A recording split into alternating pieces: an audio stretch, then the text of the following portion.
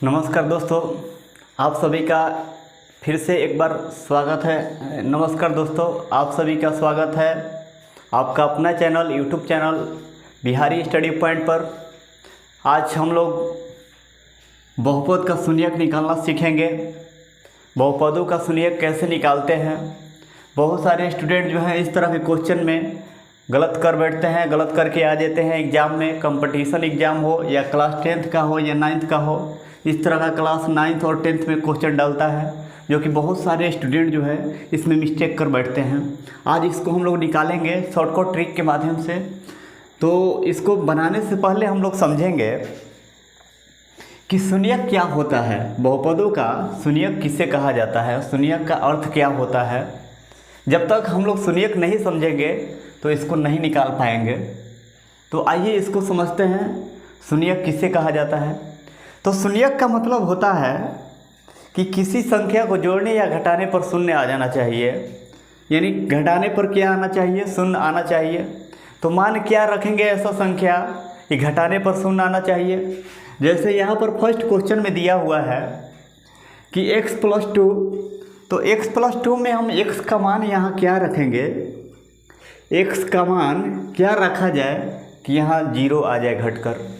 तो ऐसे ही पता चल रहा है कि अगर -2 यहाँ हम लोग रखते हैं, पहले समझने के लिए ये बता रहे हैं शून्यक किसे कहा जाता है। मान लीजिए x के जगह पर, ये x के जगह पर हम -2 बैठा रहे हैं और यहाँ प्लस ऑलरेडी 2 दिया हुआ है। तो माइनस प्लस क्या होता है, माइनस होता है। जब 2 में से 2 घटेगा तो कितना बचेगा, आपका शून्य बचेगा। तो कह सकते हैं कि शून्यकों की संख्या कितना है, तो -2। तो देखिए 0 आ गया और शून्यकों की संख्या क्या हो जाएगा, -2 हो जाएगा यहाँ पर। तो यही कहा जाता है शून्यक। इसके बाद यहाँ मान लीजिए 3x दिया है, -6 दिया है। तो x के जगह पर कौन सा मान ऐसा पुट करेंगे, कौन सा मान रखेंगे कि घटाने पर, 6 घटाने पर मतलब 0 आ जाना चाहिए। तो x के जगह पर मान लीजिए हम 2 बैठाएँ तो 3 गुना मान लीजिए 2 कर दिए और घटाओ यहाँ 6 कर दिए। तो 3 गुना 2 यानी 3 दूनी 6 हो गया और माइनस यहाँ 6 हो गया, बराबर कितना हो गया, 0। तो इस तरह का मैथ जो है देखिए ये भी 0 निकल के आ गया। यानी शून्यक इसमें क्या होगा, शून्यकों का मान 2 हो जाएगा। यहाँ पर शून्यकों का मान इसमें 2 होगा, जो x के जगह पर हम लोग पुट करते हैं। तो शून्यक का मतलब यही होता है कि घटाने पर वो मान को 0 के बराबर कर दे, वैल्यू जो आता है वो 0 के बराबर हो जाए। तो इसी को हम लोग शून्यक कहते हैं। तो आज हम लोग शून्यक जो है निकालना सीखेंगे हम लोग आसान मेथड से, आसान तरीक़ा से। आप लोग को वीडियो जो है अंत तक देखना है, ताकि ये क्वेश्चन जो है कभी भी एग्ज़ाम में पूछे, किसी भी कॉम्पिटिटिव एग्ज़ाम में पूछे तो आप लोग चुटकियों में यूँ ही करके आ जाए। तो चलिए वीडियो को स्किप नहीं करना है, लास्ट तक इस वीडियो को देखिए।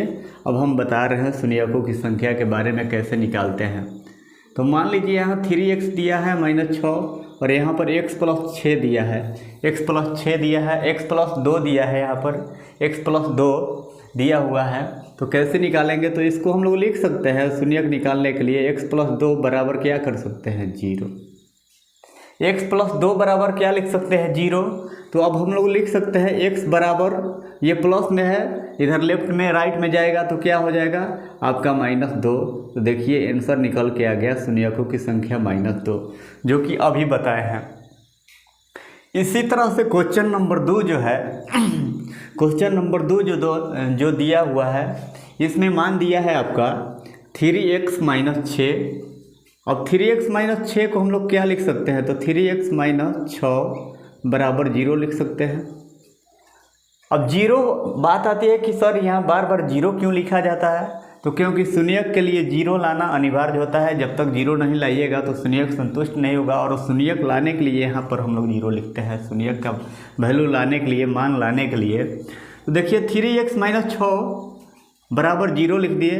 तो क्या हम लिख सकते हैं 3x और माइनस में ये 6 है तो इधर जाएगा तो प्लस में 6 हो जाएगा, ये तो हम लोग लिख सकते हैं, ठीक है। तो 3x बराबर, अब हम लोग क्या लिख सकते हैं, 3x बराबर 6 हो गया। तो यहाँ x बराबर क्या लिख सकते हैं, 6 बटा में, यानी 6 बटा में 3।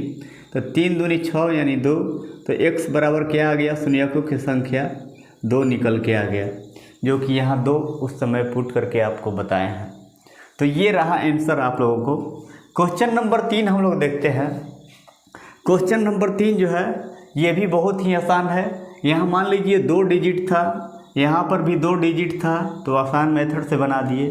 लेकिन यहाँ 3 डिजिट दिया हुआ है, यहाँ पर भी 3 डिजिट दिया हुआ है, तो किस तरह से निकालेंगे? तो कुछ नहीं करना है, फर्स्ट टर्म और लास्ट टर्म में मल्टीप्लाई यानी गुना कर देना है। फर्स्ट टर्म और लास्ट टर्म, ये फर्स्ट और ये लास्ट हम लोग को गुना कर देना है। और गुना करने के बाद इसको जब हम लोग गुना करते हैं तो 4 12x² आता है। 12 का फैक्टर तोड़ेंगे तो यहाँ क्या आना चाहिए? तो देखिए, सबसे पहला बात कि यहाँ -x दिया हुआ है, तो 12 को हम लोग फैक्टर तोड़ सकते हैं 3x² और माइनस यहाँ क्या कर सकते हैं, प्लस में 3x लिख सकते हैं और माइनस में 4x लिख सकते हैं। तो 4 में से देखिए -4 में से 3 जाएगा तो -x भी आ जाएगा और 4 12 भी आ जाएगा, और माइनस में क्या लिख देंगे, 4 लिख देंगे, बराबर क्या कर सकते हैं, 0। अब इस दोनों में हम लोग को देखना है, ये दोनों में कॉमन क्या होगा, इस दोनों में कॉमन क्या होगा। जो कॉमन होगा उसको हम लोग यहाँ पर क्या करेंगे, लेंगे। तो हम लोग 3x कॉमन ले सकते हैं। इसमें देखिए 3x यहाँ पर भी है, 3x, तो हमने क्या लिया, 3x कॉमन ले लिया।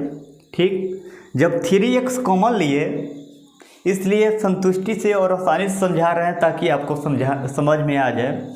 3x कॉमन लिया हमने, उसके बाद यहाँ क्या बचा, तो x बचा, और यहाँ क्या बचा, +1 बचा।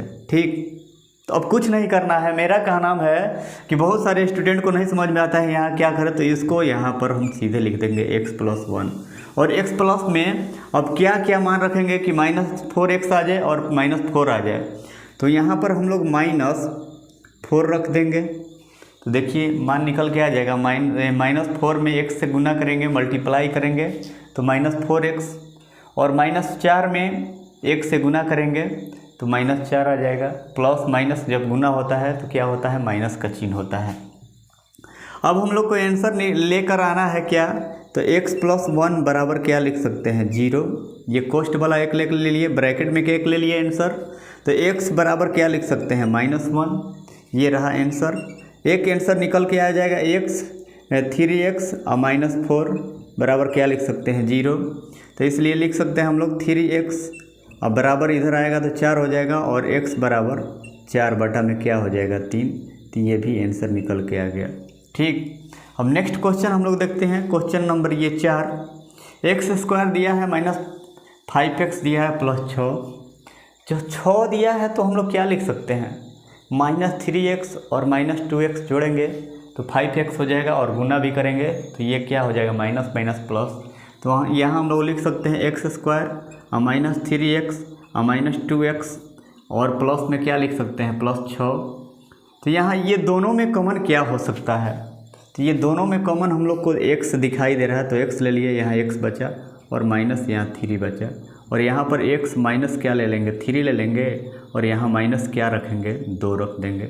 देखिए आया कि नहीं, माइनस माइनस गुना भी किए, तो एक को आंसर हो गया आपका कोष्ट का ले लिए 3x बराबर 0, तो x बराबर क्या लिखेंगे, यहाँ 3, आंसर निकल के आ गया। ठीक, उसके बाद इसका आंसर निकल के आ जाएगा x - 2 बराबर में क्या लिख सकते हैं, 0, तो x बराबर क्या हो जाएगा, 2। ठीक, तो इसी तरह से निकालना होता है बहुपदों का शून्यक। अगर आप लोग को वीडियो अच्छा लगा होगा तो आप लोग ज़्यादा से ज़्यादा अपने दोस्तों, अपने फैमिली में शेयर करें, और बेल आइकन को आप लोग ज़रूर दबाएं, ऑल बेल आइकन को, और चैनल को सब्सक्राइब करें। और सब्सक्राइब करने के बाद आप लोग को ऑल बेल आइकन दबाइएगा, तब तो वीडियो नोटिफिकेशन जाएगा। जब भी इस तरह का वीडियो डालते रहेंगे आप लोग के बीच में, तो ऑल बेल आइकन दबाइएगा, तब तो वीडियो आपके बीच में जाएगा। तो सब्सक्राइब भी कीजिए, ऑल बेल आइकन भी दबाइए, और लाइक भी कीजिए, और दोस्तों के पास शेयर भी कीजिए। चलिए आज के लिए बस इतना ही, कल मिलते हैं फिर इसी तरह के वीडियो लेकर। जब तक के लिए धन्यवाद, थैंक यू।